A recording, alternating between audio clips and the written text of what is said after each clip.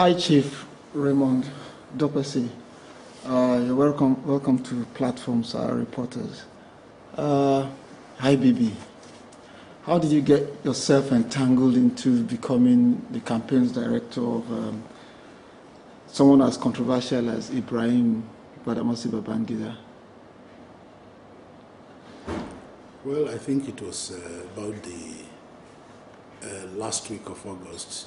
He paid a visit together with an entourage to meet with me in my then office in Dar Communications to discuss his aspirations, his vision for Nigeria, his commitment to ensuring that we take Nigeria out of the woods. And I think I was persuaded by the arguments he put up, his vision and understanding of the problems Nigeria is confronted with now, the program of action that is required to be able to salvage the country from the debt that we are in right now. And I felt quite persuaded and happy to be able to make a contribution to the attainment of those goals. If I will just interrupt you, how can a man who is known as an unrepentant coupist, he's been involved in almost every coup you'll ever talk of, I mean, Scotland, the democratic process turned our economy upside down with the devaluation and the introduction of SAP, highest number of Nigerians leaving the country under his administration, that's in terms of brain drain, the controversy about the Gulf oil windfall, you know, so on and so forth. Do you want to talk about Delegiwa's murder and the controversy involved, the annulment of June 12 election? How would you ever think such a man should convince you to be involved in telling him to come back again? How old are you now?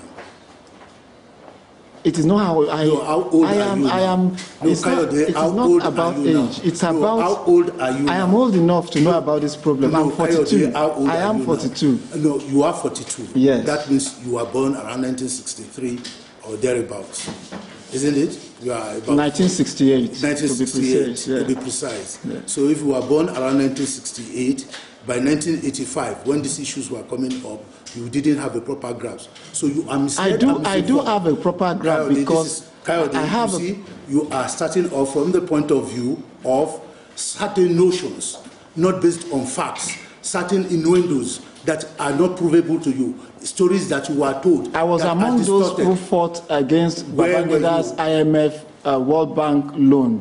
I was a student activist involved in making sure that it does not get away with his attempt. You see, this is part of the misinformation and miscarriage of facts as they stand. You said Babangida's IMF loan. Did Babangida take IMF loan? Was it not a subject of debate? So you are coming out from the point of distorted history.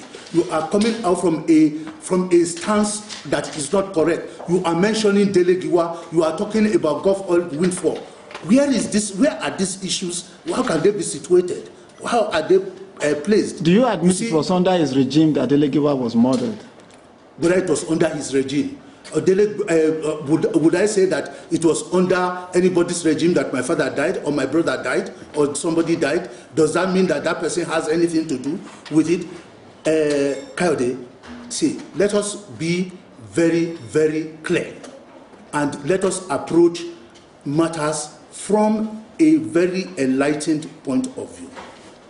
Delegiwa, the matter was brought up by Gani Fawemi. It went up to the Supreme Court, and the court found the fact that there was libel involved.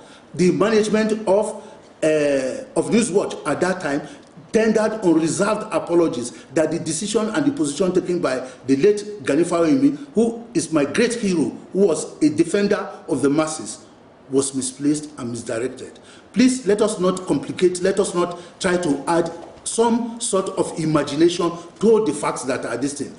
If you have a grouse with General Ibrahim Babangida, it does not mean that Raymond Dokpesi must have a grouse with him. Nor does it mean that every other Nigerian must have a grouse with him. So let it be based on facts. You said he took IMF loan. When did he take this IMF loan? Was it not a subject of, was this not in the early beginning, the early race of his administration? Was it not a subject of debate around, coming from the Buhari to the Babangida administration at that time? So how do people conjure and come to conclusions? Journalism must be prepared, must be played in such a way, must play out in such a way that it is done in the most professional distance, because you are supposed to be representatives of the people. Now that you've mentioned journalism, this is the same man that closed a lot of media houses under his government. And I swear to you, I don't know the media houses that were closed under his government. You are quickly forgetting that Decree number 4, he was the one that also repealed it. Well, he repealed Decree number 4. But let me tell you, but if with the attitude that you and Sahara Reporters are putting up, are you very clear that a normal, a sane person would not have shut down such an organization with the type of libelous information and stories you have been carrying?